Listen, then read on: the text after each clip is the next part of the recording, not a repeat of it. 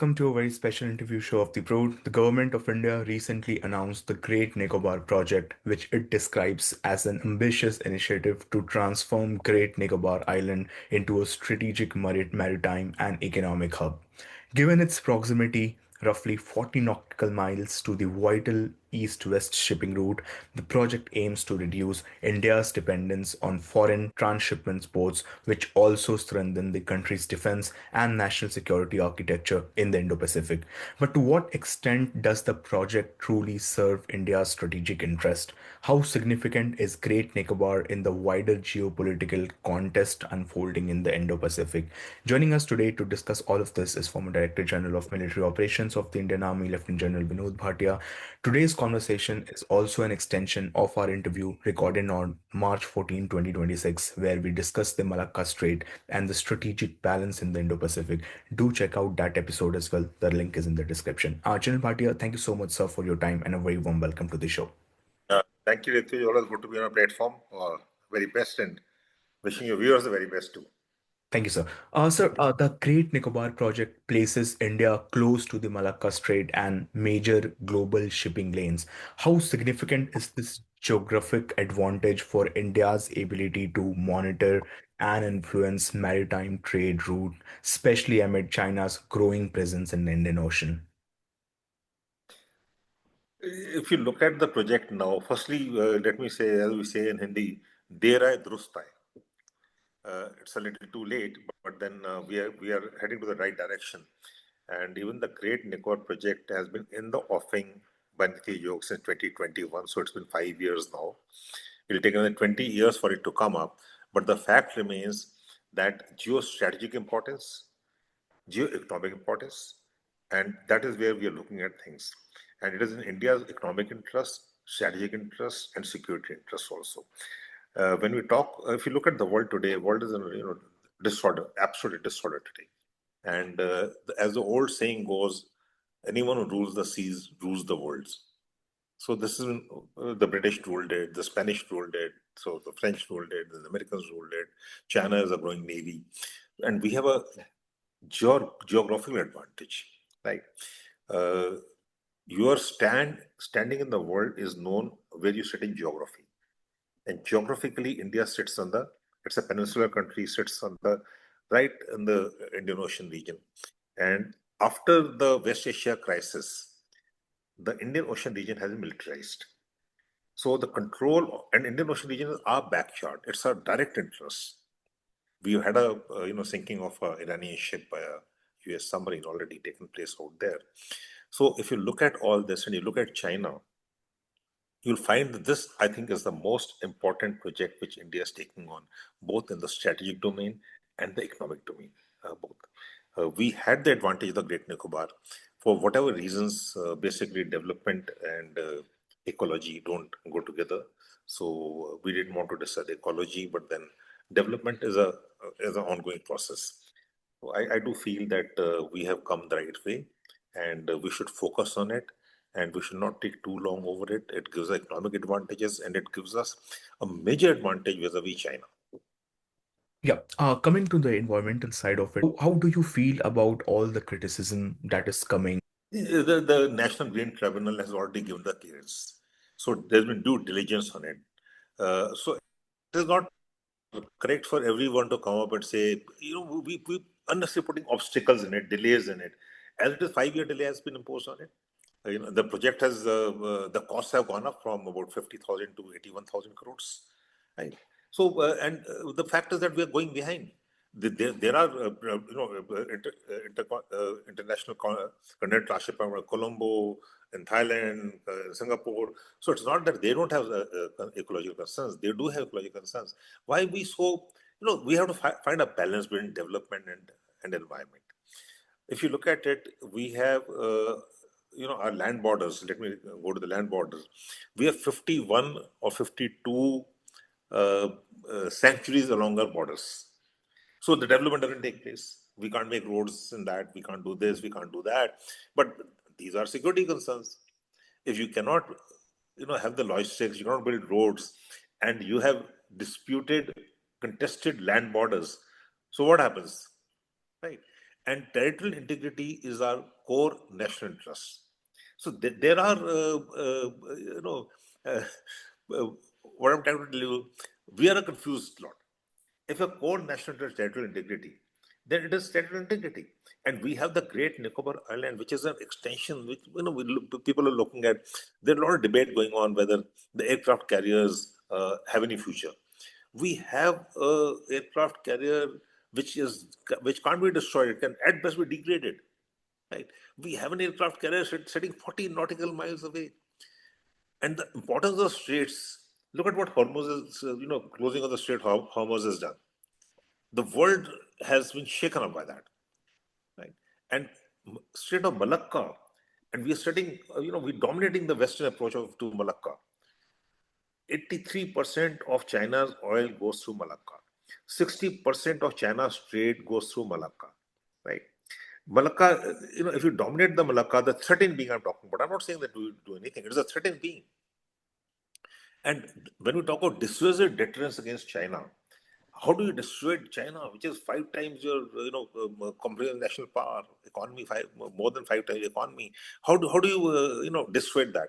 You dissuade that by raising the costs in case of a conflict. So those costs should be unacceptable to them, and that is what we are trying to do. So we're not a warmongering nation. We never been a warmonger. We have no extraterritorial ambitions. But we definitely have security concerns. And the security concerns need to be addressed. We need peace. And we need peace for economic development. Without peace and stability, you can't have economic development. No one invests in us. Right? We have, Asim Munir, chief of the Pakistani army, making a statement that the next attack on India will come from the east. Why does he make a statement like that? Not that the Great Nicobar Project got anything to do with Asim Munir. Pakistan should know that there is very little they can do about it. Because if we were to, get out of Pakistan, they don't know where to go, east or west, doesn't matter. And if you look at China, China is a threat. And China, how do we, main challenge of China is in the security domain is how do we change or mitigate China's aggressive behavior? You see, in April 2020, China's aggressive behavior was there. They came into eastern Ladakh and violating, 40 years of peace and tranquility along the line of control.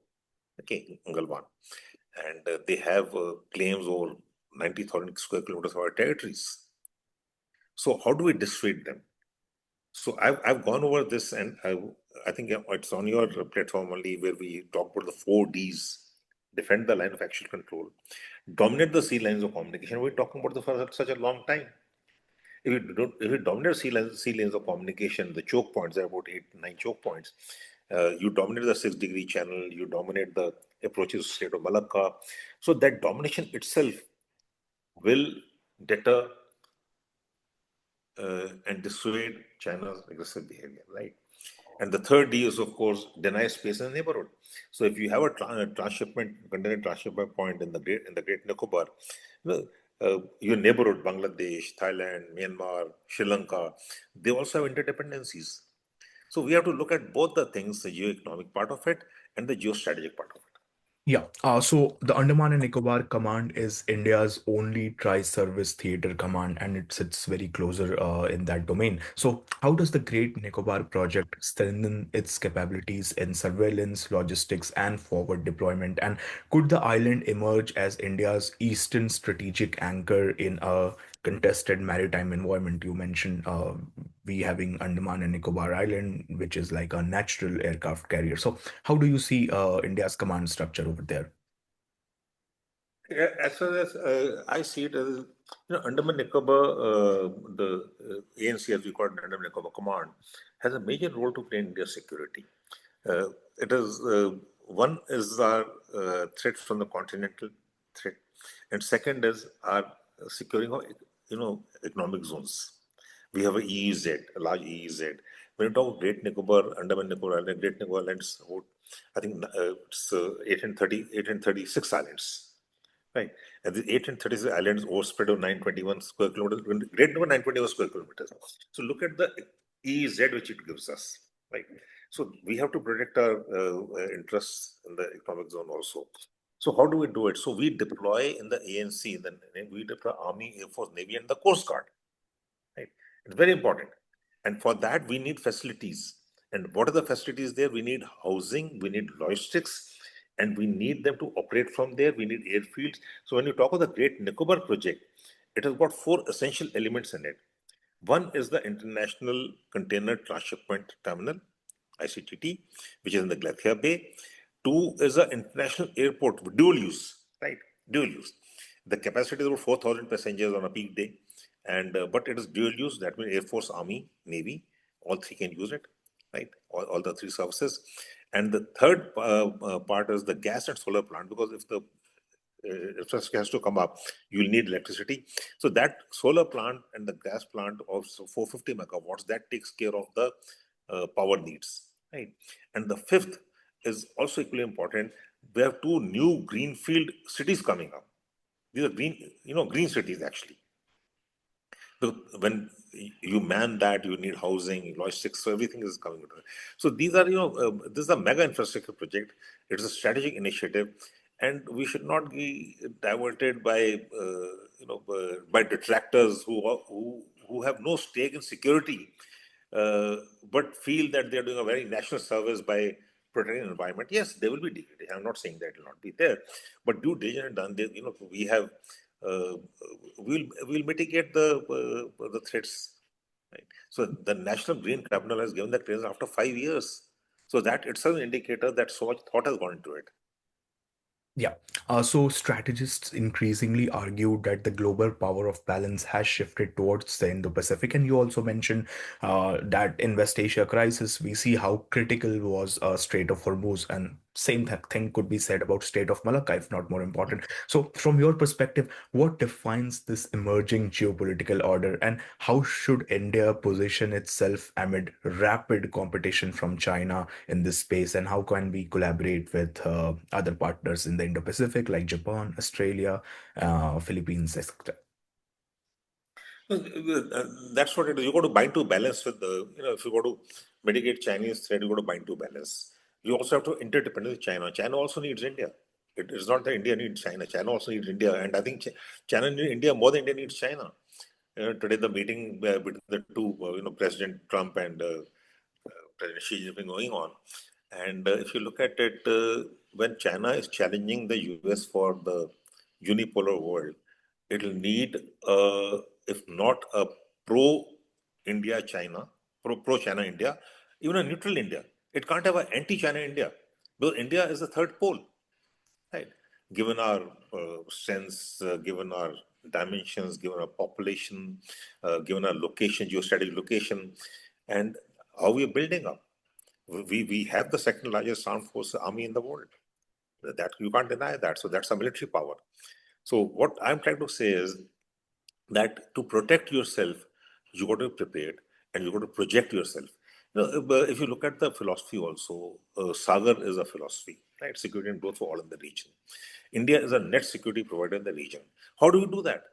If we do not have the basis, if we do not have the wherewithal, we do not have the location, and we don't have the correct manning, the correct hardware.